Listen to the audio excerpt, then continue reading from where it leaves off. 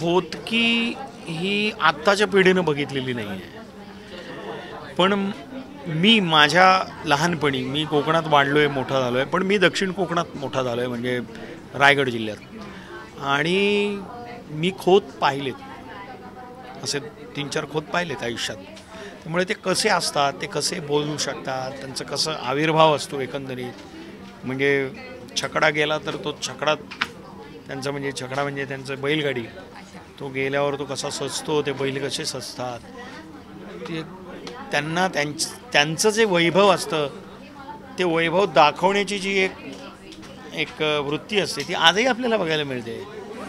की एखादा कोणीतरी XXXX एखादी गाडी घेऊन येतो, मग गाडी ती BMW किंवा ऑडी किंवा पॉर्श किंवा किंवा किंवा किंवा कुठली, मग ती गाडी दाखवण्याचा एक आविर्भाव असतो लोकांना की माझ्याकडे ही गाडी आहे. तर पद्धत फक्त बदलली आहे खोताची. आजच्या तारखेला खोताचे कपडे बदललेले आहेत, त्याला आपण खोत म्हणत नाही, पण ते वेगळ्या पद्धतीचे खोत आजही जिवंत आहेत, जे लोकांचं एक्सप्लॉयटेशन करतात वेगळ्या पद्धतीनं, भ्रष्टाचाराच्या मार्गानं, कुठल्याही मार्गानं. तर खोत हा आकृती म्हणून मेला आहे, पण वृत्ती म्हणून आजही समाजात आहे. तर तो खोत त्या काळचा, आता इथे पिक्चर त्या काळचा आहे, त्या काळची गोष्ट आहे, पण आपण एका वृत्तीची गोष्ट करतो. त्यामुळे ही खोतकी जी आहे ती भयंकर इरसाल, भयंकर रंगेल असा हा खोत आहे रंगराव.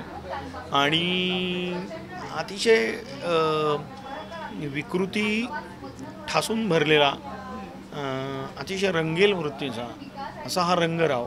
वयवर्ष 75 आणि त्याचा मुलगा मल्हारी वयवर्ष 35, बॅरिस्टर. आणि तो कसा हळूहळू हळूहळू हळूहळू हव्यासापोटी, आणि नारबा समोर, म्हणजे नारबा आणि मल्हारी ह्यांचं जे युद्ध आहे ते टॉम अँड जेरीसारखं आहे. म्हणजे जसं टॉम हा मस्त बेळात कुठेतरी मांजर मागे लागलं की कसं घुसतो, आणि मग मांजर त्यात फक्त मुंडी घालतं, आणि मग ते अडकतं, आणि मग कशी त्याची तडफड होते, आणि मग उंदीर कसा बेळातून जाऊन मग त्याला कसा चिडवतो. हे जे दृश्य आपण टॉम अँड जेरीमध्ये बघितलेलं आहे ते मल्हारी आणि नारबा यांच्यात सतत ह्या फिल्ममध्ये दृश्यगणिक होत राहतं, आणि त्याचा आनंद लोकांना डेफिनेटली मिळेल. आणि एक वेगळ्या पद्धतीची त्यांची कॉम्पिटिशन आहे, स्पर्धा आहे. ती स्पर्धा काय आहे हे फिल्म बघितल्यावरच कळेल. मी ते एक्सपोज नाही करणार, कारण उत्कंठा जाईल लोकांची. पण एक नक्की सांगतो की एका वेगळ्या धाटणीचा हा विषय आहे. मला 2 पद्धतीचे रोल करायला मिळाले, 2 वेगवेगळ्या पद्धतीचे, वेगवेगळ्या एज ग्रुपचे, आणि 2 वेगवेगळ्या प्रकृती त्या. तर आय थिंक हे प्रेझेंट करताना खूप, म्हणजे इट वॉज चॅलेंजिंग. मी आजपर्यंत खूप भिन्न भिन्न प्रकारच्या भूमिका केल्यात हिंदी चित्रपटातून, पण आय थिंक रंगराव आणि मल्हारी हे 2 जे डबल रोल आहेत नारबाच्या वाडीचे, I think it is one of the best role in my life. ती लावणी पण कॉमेडी आहे. ती लावणी पण अतिशय ह्युमरस आहे. म्हणजे तुम्हाला म्हणजे ती आता तुम्हाला प्रोमोमध्ये दिसते, पण त्याच्यात एक मस्त डायलॉग आहे. तो निखिल रत्नपारखी हा माझा हे आहे, काय म्हणतात, दिवाणजी आहे. आणि त्याला म्हणतो की अरे तुला सांगितलं होतं एक मादक बाई घेऊन ये, तर हा उकडीचा मोदक घेऊन आलाच म्हणतो. तर अत्यंत इरसाल असे डायलॉग गुरुने लिहिलेले आहेत, आणि तुम्हाला पदोपदी असं वाटेल की क्या बात आहे यार. तर ती लावणी पण अतिशय ह्युमरसरित्या सादर होते, आणि ती जबरदस्ती नाही तर अगदी लवचिक, अतिशय सहजरित्या ती लोकांपर्यंत त्या गोष्टी पोचतात, आणि एक निखळ निर्मळ आनंद देतात.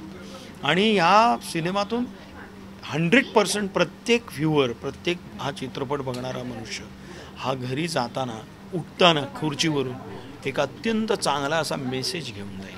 कारण आज काय झालं माहिती आहे का, नुसतं एंटरटेनमेंट बरोबर आहे, ते एंटरटेनमेंटसोबत आपण काय देतोय, कुठली गोष्ट काय आपण एक छोटा सुंदर आणि टिकणारा असा मेसेज कुठेतरी माणसं घेऊन निश्चित जातील. आय थिंक दॅट इज हे हार्द आहे या सिनेमाचा. आणि ते इतकं भव्य आहे की आज कुठेतरी लोकांना मूल्यांचा विसर पडत चालला आहे.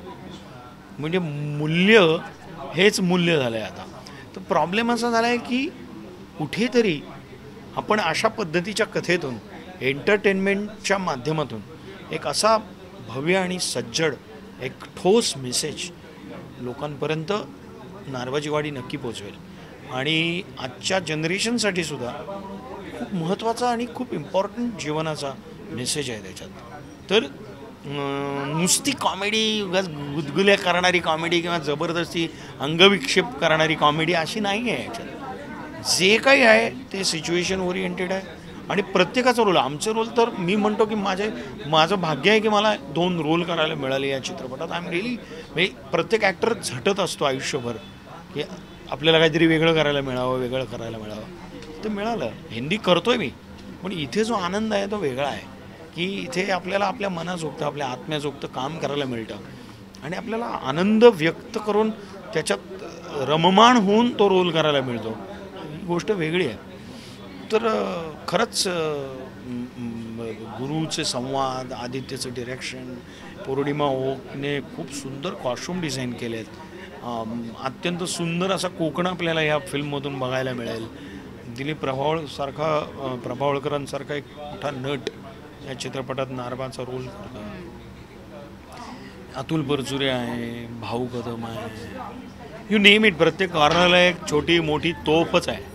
त्यामुळे मस्त जबरदस्त फिल्म बघायला नक्की मिळेल लोकांना. आणि एक निर्मळ मनोरंजनासोबत एक मस्त सुंदर असा आयुष्यभर जपून ठेवावा असा मेसेज मिळेल.